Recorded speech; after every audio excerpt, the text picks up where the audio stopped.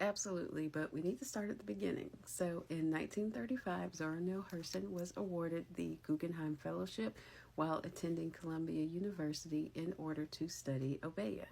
Now, her mission statement to the committee was that she wanted to write a proper voodoo book. She believed that the racism and judgment of previous academics who studied the same topics resulted in the demonization of voodoo and other African traditional religions. And it also presented them as more of a devil worship type of thing. And this is something that she did not want. So her goal was to present this information in a fair and balanced manner. Now, it was through this study and this fellowship that she did immerse herself into the belief systems and rituals associated with voodoo. And at that point, she traveled the country as well as to the Bahamas and Haiti to study that stuff. Now, whether or not she was actually initiated in practice, the sources that you read have varying opinions, but there are hints and clues that she did know a little something and she was possibly initiated. So let us talk about her most famous work, Their Eyes Were Watching God. Now, I posted a video last year that connected a folktale that she collected out of Florida to the basis of this story, to what would become basically the basic plot for Their Eyes Were Watching God. Now, on the flip side, she did write this when she took a 7-week break, I believe, in 1937 while traveling the Bahamas. And there, I believe she was collecting stories for her book, Tell My Horse. But there are some, very close associations or Easter eggs that could lead you to believe that she did practice or was possibly initiated into voodoo in that book. Now, there are several scholars who have done a ton of research on this, and there's a lot of convincing evidence of the similarities between Janie Crawford and Rosalie. These would be her kind of sensual nature, her love of the sacred color blue, her mulatto skin, and her long dark hair.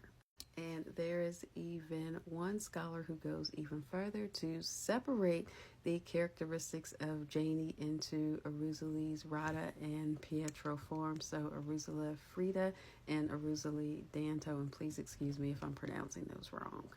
Now, I want to explain this next part while being as respectful as possible. But if there is anyone who's actually initiated or knows more about voodoo and the spirits I am talking about, please feel free to correct me or add on to it, especially if you know the book really well and can provide further insight for anyone who's interested. Now, Rosalie Frida represents, like I said, the Rada side, Janie's more peaceful side, her love of luxury, while Rosalie Dantor is more of her kind of violent, dark, protective mother side. Even though she doesn't really exude any violence, this is a part of her that is very fiery and feisty. Now, we also know that Rosalie takes on 3 husbands, and Janie has 3 husbands as well. Now, it's important to note that neither Logan Killix or Jody Starks, those are their names, Janie's first 2 husbands, take on these godlike traits. But Tea Cake really represents those traits of all 3. Now, her husband, Jody, doesn't even represent any of the traditional voodoo spirits. He is actually a false god, and this is shown through his erection of the lamp and the repeated use of I, God. And this is also not only a sign of his own insecurities, but his, kind of like false godly like demeanor that wants to make sure that he is put above not only Janie but also everyone else. He wants to be seen in kind of the status that he doesn't really inhabit. Now, I also forgot to mention that sweet cakes are also a traditional offering to Rosalie. So the fact that she then meets Tea Cake after suffering for 20 years with Joe, who wanted to silence her, is also a good kind of Easter egg or hint that she used some of what she learned from studying voodoo in the Caribbean and throughout the South in this book as well. Tea cake as a man, just like sweet cakes as food, proves to be irresistible and a very sweet temptation to her. And I quote, "He seemed to be crushing scent out of his footsteps, crushing aromatic herbs with every step he took. Spices hung about him. He was a glance from God." Now, Tea Cake himself is presented as a gateway.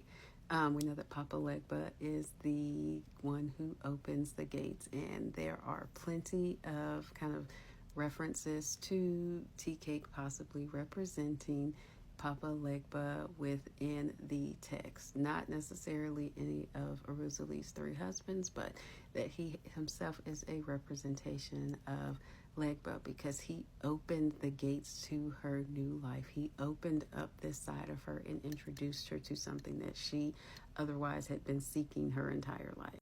We know that Papa Legba wears a hat, smokes, and travels, and so does Tea Cake. He wears a hat, smokes, and travels as well, and there's just a really kind of basic correlation between the two. And while the relationship with Tea Cake is another part of her spiritual journey, another part for her to advance along this path, we get numerous references to him opening up the gates by saying, I think there was one line where she says he opens up a window, or she opens up a window, and Tea Cake leapt right through it. And it's important to note that while Aruzali did not take Legba as a husband, he did in fact court her at one point. And another thing to point out, and sorry if I'm jumping around all over the place, she meets her second husband, Joe, while standing at a gate, but the gate was closed, and he actually did not open the gate for her, if I'm not mistaken. I don't think there was any references to either one of them opening the gate, but they do meet at a gate.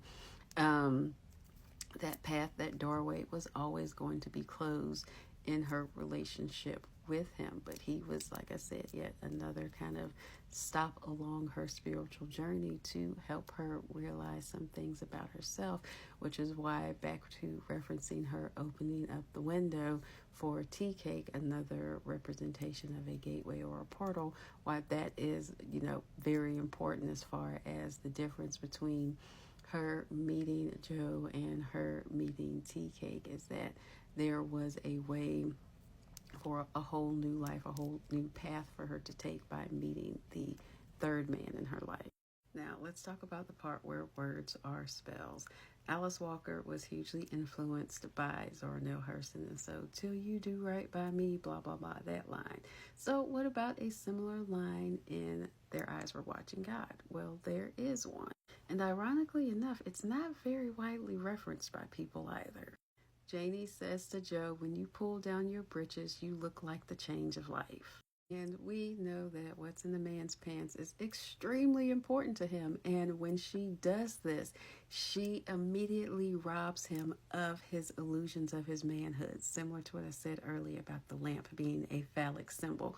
She has now robbed him of all of the illusions that he had held on to about himself over the course of that 20 years. And at this point, his health begins to rapidly decline. And this is when he rejects a white doctor and seeks a two-headed doctor, voodoo priest practitioner, to help remove the curse that Janie has now placed on him. But he didn't realize that her words had power, and this was her goddess form, Aruzali Dantor, now stepping in and becoming the dark protective mother over Janie, the physical being, while she is in turn trying to still seek out the goddess spirit within her. And while her words are not a killing curse, so to speak, it is something that hugely empowers her while taking away the power he once had over her.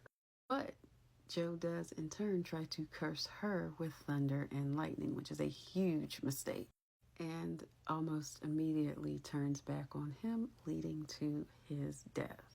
All right, my time is almost up on this video. I could go on and on about this and talk more. So if y'all want to know any more about this, please, please, please let me know. And I will be happy to go into further detail about some of the symbols and things within the story that kind of hint at her being a practitioner. But thank you for viewing this long video. Have a great day.